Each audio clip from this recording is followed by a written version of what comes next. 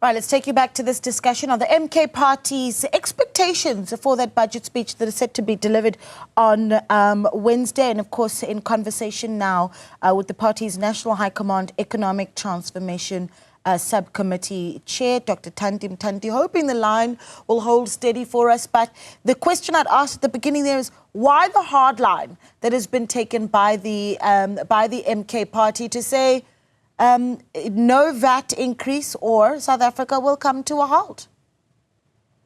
Well, it's pretty clear. I mean, VAT targets poor people. I mean, the minimum wage in this country is about 4,500.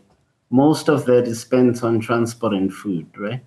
If you want to hike taxes that poor people pay by 8% or so, what do you expect to happen? Must they eat 8% or 10% less food?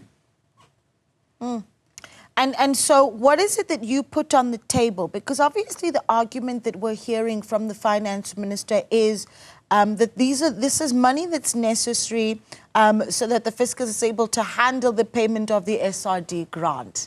What do you say to that? It's a self-serving argument based on really stupidity and incompetence.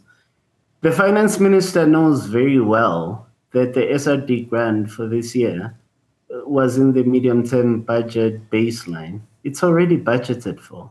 He is trying to play politics by threatening poor people. Again, it's already budgeted for. The additional expenditure he's looking for to fund has completely got nothing to do with the SRD grants. Treasury trying to push the cancellation of the SRD grants is just a political maneuver. Look, South Africa wouldn't have a fiscal crisis. What we've got to think about carefully here is, do we have a spending problem or do we have a growth problem? If the South African economy had just grown, or if it grows at 3%, we've got no budget or fiscal crisis. If it had grown at 3% over the last 7 years, our debt to GDP ratio will be close to 50%. South Africa has a growth problem.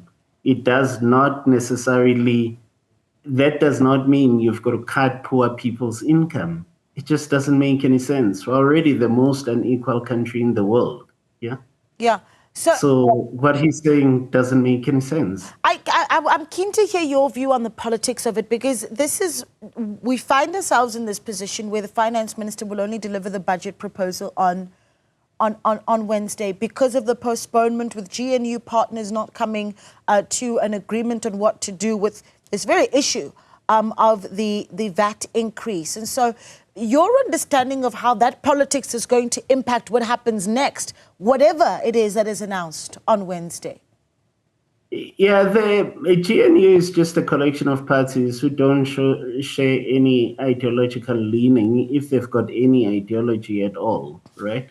They all have different interests, and they've got no idea of where to take South Africa. How do you address unemployment? How do you address inequality? How do you address massive poverty? The GNU hasn't come up with that. There's no clear political program that it wants to pursue. And the budget should be funding that political strategy. But clearly, it's an instrument for individuals to keep power. It's an instrument for other individuals who want blue lights to join in and enjoy blue lights. You haven't seen them articulate what are the problems in the country. How do you sustainably grow the economy? How do you address unemployment? It's steady as she goes, as long as we've got blue lights. And then, to the degree that they can, just milk poor people dry. Yeah. What does it mean, though, when the MK Party threatens to bring the country to a halt if that VAT increase is It means bringing the country to a halt. Look, in South Africa, I mean, amongst the black population, unemployment is well over 50%. 30% of our kids are stunted. Half of our families didn't even have a meal tonight. We've had an economic crisis for the last 7 years. Since Cyril Ramaphosa took over, things have gotten worse. Their strategy is to basically deal with poor people, increase VAT, cut public spending. Who relies on public spending? put in so-called market reflective tariffs, so allow the market to work on water, electricity, key basic services. Who doesn't have money to buy water? Is it the wealthy? The program that this government has pursued over the last 7 years has been an attack on the poor. Our people are struggling. And since this government took over, they've struggled even more. It's time it comes to a stop, and MK will put a stop to it. So on Wednesday, once the budget speech is announced, then I suppose we wait for the action to see what the MK party does in response. But you've also been quite outspoken as a party, though, about the liquidation of Ithala Bank. This is after the Prudential Authority looked for the Pietermaritzburg High Court to liquidate Ithala. What do you make about those developments there? It's the same nonsense. It's an attack on poor people. ANC politicians steal money. Then you shut down a bank that serves poor people.